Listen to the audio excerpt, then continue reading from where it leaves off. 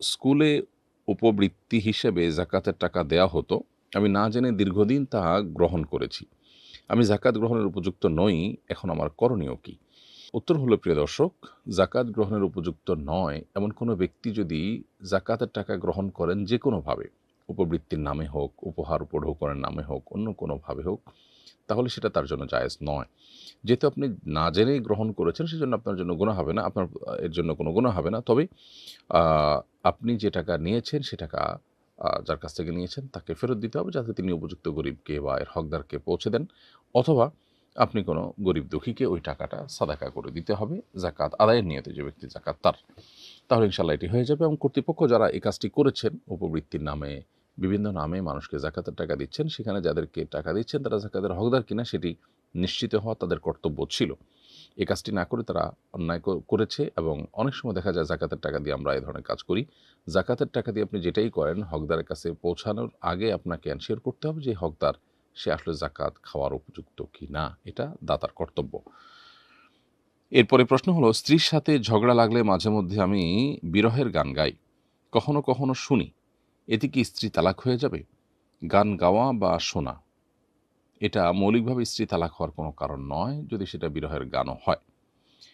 তবে গান যখন আপনি খালি গলায় গাইবেন, তখন গানের শব্দের মধ্যে যদি এমন কিছু থাকে যেখানে আপনি স্ত্রীকে তালাক দেওয়ার কথা বলছেন, তালাক দিয়েছেন, এই টাইপের কথা বলেছেন, তার সাথে আর থাকবেন না, তাকে তালাক দিয়ে দিয়েছেন, এই টাইপের কথা যদি গানের কথার মধ্যে থাকে এবং আপনার নিয়ত থাকে, তাহলে তার উপরে ভিত্তি করে তালাক হতে পারে। তালাকে কেনাই হলে নিয়ত থাকলে তালাক হতে পারে। তালাকে কেনাই যদি না হয়, অর্থাৎ ইঙ্গিত সূচক তালাক না হয়, যদি স্পষ্ট তালাক দিয়েছে এই টাইপের কথা থাকে গানের কথার মধ্যে, আর সেটা আপনি আ আ মানে জ্ঞাতসারে আপনি বলেছেন, এরকমটি হয়, তাহলে সেক্ষেত্রে তার তালাক হতে পারে। তবে গানের কথায় কি ছিল না ছিল এই জিনিসটা সাধারণত আপনার আ নিজে, নিজে ডিসকাস করার বিষয় না, বরং এটা কোনো মুফতি, বিদগ্ধ কোনো আলেমের সাথে আলোচনা করে তারপর সমাধান নিতে হবে। তবে সাধারণ যে বিরহের গানগুলো থাকে সেগুলোতে তালাকের কথা থাকে না। অতএব সেগুলো গাওয়ার কারণে তালাক পতিত হওয়ার কোনো কারণ নেই, এবং সেগুলো শোনার কারণেও তালাক পতিত হওয়ার কোনো কারণ নেই। আর বলে রাখা ভালো প্রসঙ্গত, যে গানগুলো আপনি শুনছেন সে সমস্ত গানে সাধারণত মিউজিক্যাল ইন্সট্রুমেন্টের ব্যবহার হয়ে থাকার কথা। অতএব মিউজিক সহ যদি গান শুনে থাকেন তার কারণে হারাম হবে, গুনাহ হবে। সেটি ভিন্ন আরেকটি বিষয় যদিও, কিন্তু গুরুত্বপূর্ণ। অতএব এর জন্য আল্লাহর কাছে তওবা করতে হবে, ইস্তেগফার করতে হবে, এবং খালি গলায় আপনি বিরহের গান গাইলেন সেটাতে কোনো অসুবিধা নেই। এরপরে প্রশ্ন হলো, রমাদান সমাগত, এবারে রমাদানকে যথাযথভাবে ও সুপরিকল্পিতভাবে কাজে লাগাতে চাই, আপনার পরামর্শ ও দিক নির্দেশনা চাই। প্রিয় দর্শক, আলহামদুলিল্লাহ, রমাদান চলে এসেছে আমাদের দোরগোড়ায়, এবং আমরা রমাদানকে সুপরিকল্পিতভাবে কাটিয়ে সার্থক রমাদান উদযাপন করবার চেষ্টা, নিয়ত প্রত্যেকটা ঈমানদারের মাথায় থাকে। বাট বাস্তবতা হলো, প্রতি বছরই প্রায় রমাদানের শেষের দিকে এসে আমাদের মনে অস্থিরতা কাজ করে, এবং আমরা অশান্ত হয়ে উঠি, অস্থির হয়ে উঠি, ব্যাকুল হয়ে উঠি যে রমাদানটাকে যেভাবে কাটাবার কথা ছিল ঠিক সেভাবে আমরা কাটাতে পারিনি। এই আফসোস নিয়ে আমাদের রমাদানকে বিদায় দিতে হয়, এবং পরবর্তী রমাদানে ভালো কিছু করার তৌফিক পেলে, আল্লাহ হায়াতে বাঁচিয়ে রাখলে আমরা করব, সেরকম ইচ্ছা রেখে আমরা সাধারণত রমাদানকে শেষ করি। তো এই যে আক্ষেপ, এই আক্ষেপটা কমিয়ে এনে আমাদের তৃপ্তি বাড়াবার একমাত্র উপায় হলো সঠিক পরিকল্পনা। ইসলামের ইতিহাসের সোনালী যুগের স্বর্ণ মানব যারা ছিলেন, আমাদের সালাফ বা পূর্বসূরি যারা ছিলেন, তারা রমাদানের 6 মাস আগে থেকে রমাদানের জন্য প্রস্তুতি গ্রহণ করতেন। অর্থাৎ যথেষ্ট আগে থেকে প্রস্তুতি গ্রহণ করতেন যাতে রমাদানটা সঠিকভাবে কাটানো যায়, এবং তার জন্য যথাযথ পদক্ষেপ গ্রহণ করা, উপযুক্ত কিছু স্টেপ নেওয়া, এগুলো তারা শুরু করতেন, এবং রমাদানের জন্য প্রতীক্ষায় থাকতেন। আবার রমজানের 6 মাস পর তারা রমজান পরবর্তী 6 মাস ধরে রমজানের ইবাদতবন্দিগুলো কবুল হওয়ার জন্য আল্লাহর কাছে দোয়া এবং আল্লাহর কাছে কামনা বাক্যে প্রার্থনা ইত্যাদিতে মনোনিবেশ করতেন। তার মানে তাদের সারা বছর জুড়ে তাদের জীবনে রমাদান ছিল। তাহলে আমরা যদি রমাদানকে সঠিকভাবে কাটাতে চাই, তাহলে আগে থেকে তার যথাযথ পরিকল্পনা লাগবে। আগে থেকে রমাদানের যে আমলগুলো করবেন সেগুলোর রিহার্সাল শুরু করতে হবে। সেগুলো আস্তে, আস্তে ওয়ার্ম আপের মতো করা শুরু করতে হবে, যাতে করে রমাদানে ফুল ফেজে আপনি যেতে পারেন। তো রমাদানকে সঠিকভাবে পরিকল্পনা মাফিক কাটাবার জন্য আমরা প্রতি বছরই আসুন্নাহ ফাউন্ডেশন থেকে রমাদান প্ল্যানার প্রকাশ করে থাকি। আলহামদুলিল্লাহ এবারও সেটি প্রকাশ হয়েছে, বরং এবার এটাকে দ্বিগুণ কলেবরে করা হয়েছে। আগের রমাদান প্ল্যানার ছিল 30 পৃষ্ঠা, এটা হলো 60 পৃষ্ঠা, অর্থাৎ প্রতিদিনের জন্য 2টা করে পৃষ্ঠা। এবং এবার যে নতুন করে যুক্ত করা হয়েছে তা হলো ইমানের 77 শাখাকে 30 রমাদানে ভাগ করে দেওয়া হয়েছে। পুরো প্ল্যানারটা আপনি যদি কমপ্লিট করেন এই রমাদান জুড়ে, তাহলে রমাদানের 77 শাখা আপনার আত্মস্থ হয়ে যাবে। সে সাথে এই 30 দিনের জন্য 30টি অবহেলিত সুন্নাহ, যেগুলো আমাদের সমাজ থেকে হারিয়ে যেতে বসেছে, সেই সুন্নাহগুলো আমরা এখানে উল্লেখ করে দিয়েছি। এরকম 30টি সুন্নাহ আছে, সেগুলো ইনশাআল্লাহ রপ্ত হয়ে যাবে। এর বাইরে এবার আয়াত, হাদিস, দোয়া এগুলোর মধ্যে আমরা নতুনত্ব এনেছি, অর্থাৎ আগেরগুলোর জায়গায় নতুন নতুন কিছু আয়াত, নতুন নতুন হাদিস এবং দোয়া আমরা উপস্থাপন করেছি। এর বাইরে লাইলাতুল কদর এবং ইতিকাফের জন্য আলাদা করে 2টি পেজ যুক্ত করা হয়েছে এবং সেখানে গুরুত্বপূর্ণ কিছু ইনফরমেশন আপনাদেরকে দেয়া হয়েছে। তো রমাদান প্ল্যানারের এবারের আয়োজনে আমরা লক্ষ্য করেছি যে কলেবরের যেরকম ডাবল হয়েছে, বৃদ্ধি হয়েছে, ঠিক একইভাবে এটার রূপও পরিবর্তন হয়েছে এবং বেশ চমৎকার হয়েছে। আমি ব্যক্তিগতভাবে খুবই প্লিজড আলহামদুলিল্লাহ। তো এই প্ল্যানারটা আপনার রমাদানের প্ল্যানিংয়ের জন্য ভালো হেল্প করতে পারে। এটি আপনি সংগ্রহ যেমন করতে পারেন, ঠিক একইভাবে রমজান উপলক্ষে আমরা আমাদের প্রিয়জনকে অনেক উপহার দিই, তার মধ্যে এই রমাদান প্ল্যানারটা থাকতে পারে ইনশাআল্লাহ বিদিনিল্লাহ। এটা যদি শুরু থেকে শেষ পর্যন্ত কেউ ফলো করেন, তার রমাদানটা অনেকখানি তৃপ্তিদায়ক হবে। এখানে সালাদ ট্র্যাকার এবং অন্যান্য যে ট্র্যাকার যেগুলো আছে সেগুলো তো আছেই। গত বছরের চাইতে কন্টেন্ট প্রায় নতুন এবং দ্বিগুণ। অতএব এটি আমরা সংগ্রহ করতে পারি। এছাড়া আপনার নিজের মতো করে রমাদানকে সঠিকভাবে কাটাবার জন্য, অর্থবহ করবার জন্য কোনো প্ল্যান আপনি দাঁড় করাতে পারেন। কোন সময় আপনি কি করবেন, কোন ভালো কাজটা কিভাবে করবেন, কোন গুনাহ থেকে বাঁচবেন। এটার অংশ হিসাবে সোশ্যাল মিডিয়া থেকে বের হয়ে আসা, আনইনস্টল করে দেওয়া বিভিন্ন অ্যাপ, তারপর বিভিন্ন কানেকশন কমিয়ে আনা, গুনাহের রাস্তাগুলো বন্ধ করে দেওয়া, এসব উদ্যোগগুলো আমরা স্বপ্রণোদিতভাবে নিজেদের থেকে আমরা নিতে পারি রমাদানকে সার্থক করবার জন্য। সেই সাথে আল্লাহর কাছে দোয়া করি আল্লাহ যেন আমাদের রমাদানকে সঠিকভাবে কাটাবার তৌফিক দান করেন। এরপরে প্রশ্ন হলো, মক্কার মসজিদের বাইরে হারাম এলাকায় রাস্তায় নামাজ আদায়ের ক্ষেত্রে কাতারের ইত্তেসাল বা সংযোগ কি জরুরি?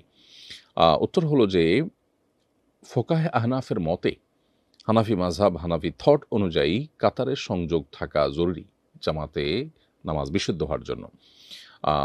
যদি অনেক দূর গ্যাপ হয়ে যায়, যে হারামের যে জামাতে আপনি শামিল হয়েছেন মক্কায়, সেখানে আপনি যেখানে দাঁড়িয়েছেন তার সামনে বিপুল পরিমাণ জায়গা পড়ে আছে, এখানে কেউ দাঁড়ায়নি মাঝখানে, এরকম যদি আপনার বিচ্ছিন্নতা থাকে, তাহলে সেক্ষেত্রে জামাত বিশুদ্ধ হবে না ফোকাহ হানাফের মতে।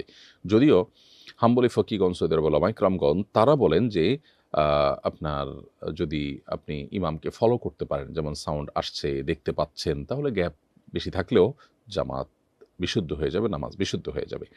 তো যারা হানাফি থট ফলো করে থাকেন তাদের জন্য কর্তব্য হবে আগেভাগে হারামে গিয়ে জামাতে এমনভাবে শামিল হওয়া যাতে মাঝখানে অনেক বড় গ্যাপ তৈরি না হয়।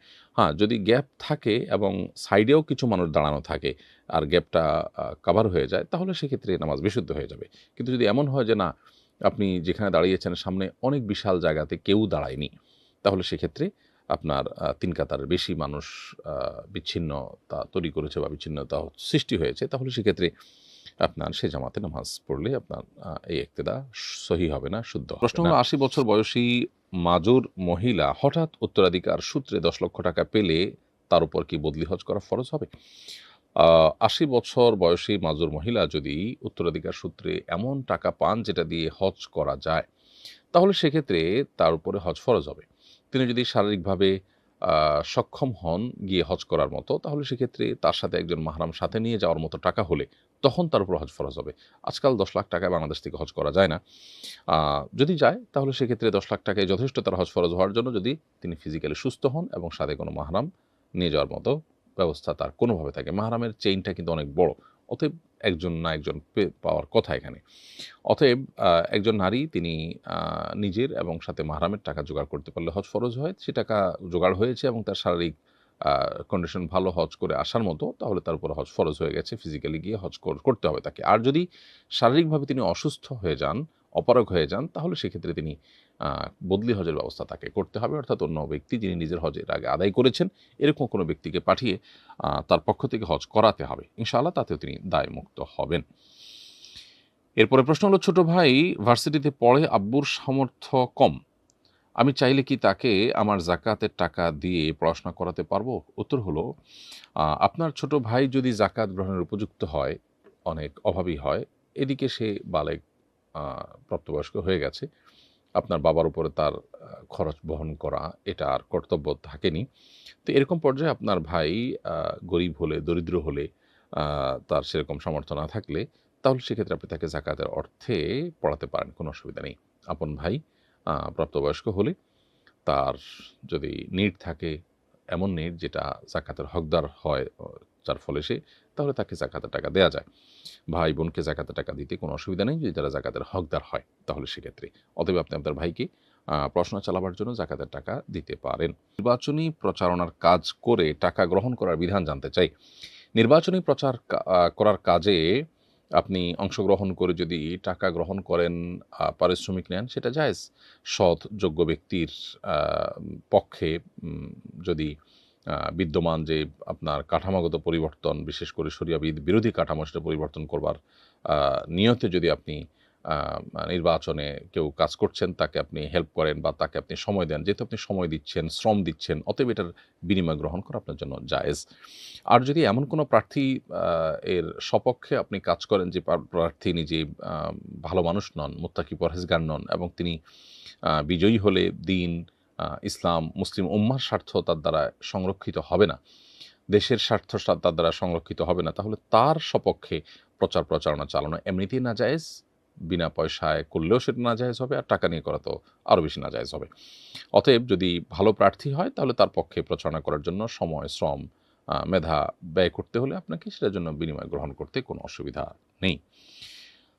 এরপরে প্রশ্ন হলো, আমি টেইলার্সের ব্যবসা করি। ব্যবসার শুরুর সময় একজন আমাকে ঋণ দিয়ে সহযোগিতা করেছিলেন। আমি চাচ্ছি তার ঋণ পরিশোধের সময় তাকে ৩ পিস সালোয়ার কামিজ উপহার দিতে। এটা কি সুদের অন্তর্ভুক্ত হবে কিনা?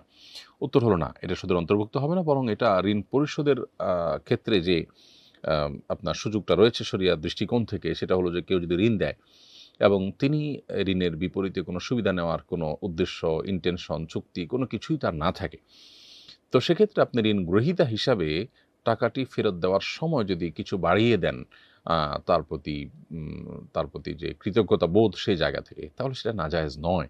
এটা সুদের অন্তর্ভুক্ত হবে না। সুদের অন্তর্ভুক্ত হবে তখন যখন দেওয়াই হয় অতিরিক্ত লাভের আশায় এবং সেটা চুক্তি হতে পারে, অতিরিক্ত লাভের ব্যাপারটা আপনার ক্লিয়ার করে হতে পারে। এরকম যদি হয় তাহলে সেটা আপনার সুদের আওতায় পড়বে। অন্যথায় এটি সুদের আওতায় পড়বে না। এটা আপনি তাকে কৃতজ্ঞতার উপহার হিসাবে বা কৃতজ্ঞতার উদাহরণ হিসাবে, নমুনা হিসাবে, নিদর্শন হিসাবে আপনি দিতে পারেন। এরপরে প্রশ্ন হলো, সরকারি চাকরির বয়স পার হয়ে গেছে। এখন প্রতিবন্ধী সার্টিফিকেট বানিয়ে প্রতিবন্ধী কোটায় চাকরি নিতে পারবো কিনা? উত্তর হলো, যদি প্রতিবন্ধী হন তাহলে প্রতিবন্ধী কোটায় আপনি চাকরি নিতে কোনো অসুবিধা নেই। কিন্তু প্রতিবন্ধী না হয়ে যদি আপনি প্রতিবন্ধীর সার্টিফিকেট সংগ্রহ করে আপনি চাকরি নেন, তাহলে সেটা হবে হারাম কাজ, প্রতারণা এবং ভয়াবহ গুনাহের কাজ। কারণ নবী সাল্লাল্লাহু আলাইহি ওয়াসাল্লাম বলেছেন, মান গাশশানা ফালাইসা মিন্না, যে ব্যক্তি আমাদেরকে ধোঁকা দেয়, প্রতারণা করে, সে আমার উম্মত নয়। এরপরে প্রশ্ন হলো, নির্বাচনকে কেন্দ্র করে প্রার্থীদের ব্যক্তিগত জীবন নিয়ে নানা ধরনের আলাপ হয়। রাজনৈতিক ব্যক্তিদের সমালোচনা করলে কি গীবতের গুনাহ হবে? উত্তর হলো, নির্বাচনকে কেন্দ্র করে প্রার্থীদের ব্যক্তিগত জীবন নিয়ে যে সমস্ত আলাপ আলোচনা হয়, সেগুলোতে যদি তাদের ব্যক্তিগত ইস্যুগুলোকে তুলে এনে সমালোচনা করা হয়, সেগুলো গীবতের অন্তর্ভুক্ত হবে। নির্বাচনে কেউ দাঁড়ালে তার গীবত হালাল হয়ে যায় না। তবে হ্যাঁ, কোনো ব্যক্তির খারাপ দিক মানুষ জানলে সতর্ক হতে পারবে এবং সত্যিই সেটা প্রমাণিত খারাপ এবং সে খারাপের ব্যাপারে মানুষকে সতর্ক করে এই ব্যক্তির তার শাসন থেকে বা তার নতুন করে জুলুমের রাস্তা ওপেন হওয়া থেকে মানুষকে বাঁচাবার জন্য যদি প্রয়োজন হয়, তাহলে